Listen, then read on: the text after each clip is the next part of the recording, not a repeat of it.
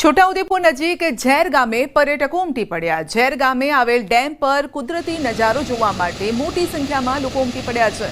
ઝેર ડેમ ખાતે કુદરતી ઝરણા લોકોના આકર્ષણનું કેન્દ્ર બન્યા છે અને રજાના દિવસોમાં સરકારી અધિકારીઓ કર્મચારીઓ લોકો કુદરતી ઝરણાને જોવા માટે અહીં ઉમટી રહે છે।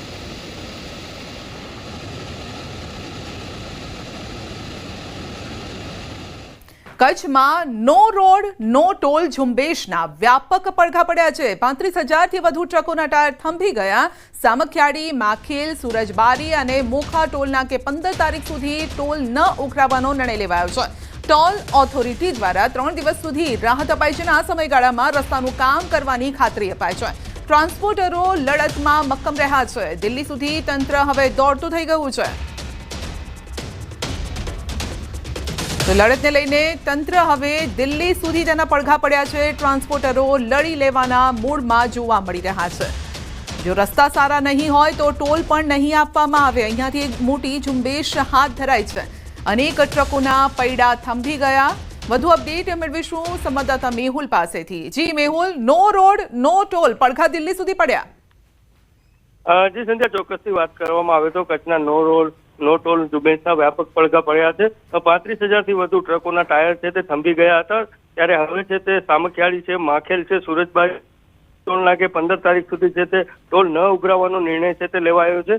જે ટોલ ઓથોરિટી છે તેના દ્વારા 3 દિવસની રાહત છે તે આપવામાં આવી છે। તો આગળના સમયગાળા દરમિયાન જે રસ્તા છે તેનું પણ સુધારવામાં આવશે। તો ટ્રાન્સપોર્ટરોની લડત મક્કમ હતી, તેને લઈને આ છે તે નિર્ણય લેવામાં આવ્યો છે। તો હાલ છે તે રાબેતા મુજબ ટ્રકોની અવરજવર ચાલુ થઈ ગઈ છે। જી આપનો આભાર।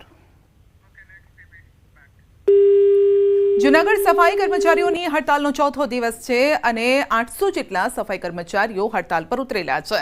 સફાઈ કર્મચારીઓ પોતાની માંગ સાથે અડગ છે। શહેરમાં ઠેર ઠેર ગંદકીના ગંજ છે અને સફાઈ કર્મચારીઓની હડતાલથી લોકો મુશ્કેલીમાં છે। સફાઈ કર્મચારીઓની હડતાલનો અંત લાવવા બપોરે કમિશનર કરી શકે છે બેઠક।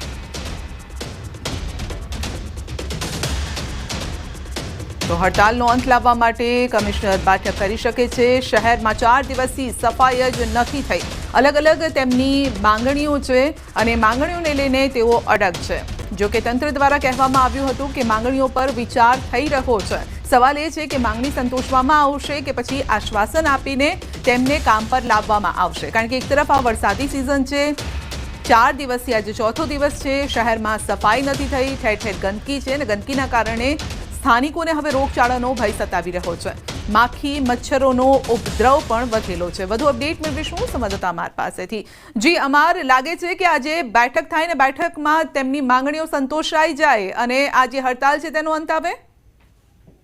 ચોક્કસ સંધ્યા, કે છેલ્લા 4 દિવસથી સફાઈ કર્મચારીઓ છે તે હડતાલ પર છે અને જેને લઈને ગંદકીના ગંજ શહેરમાં ઠેર ઠેર જામ્યા છે। રોગચાળાની એક ભીતિ સેવાઈ રહી છે અને તેને લઈને એક મહત્વના સમાચાર મળ્યા છે અત્યારે કે બપોરે 2 કલાક આસપાસ કમિશનર છે તે સફાઈ કર્મચારી અને જે તેમના મંડળના પ્રમુખ છે તેમની સાથે બેઠક કરી શકે છે। હાલ સફાઈ કર્મચારીના જે છે તેમના સાથે ટેલિફોનિક વાતચીતમાં તેમણે જણાવ્યું કે આજે બેઠક છે, પરંતુ બેઠકની અંદર જો માંગણીઓ નહીં સંતોષાય તો તેમની જે છે તે યથાવત રહેશે। એટલે કે ચોક્કસથી ન કહી શકાય કે હડતાલનો અંત આવશે, પરંતુ અણસાર એવા છે કે તેમને સમજાવવાના પૂરેપૂરા પ્રયત્નો છેલ્લા 2 દિવસથી કરવામાં આવી રહ્યા છે।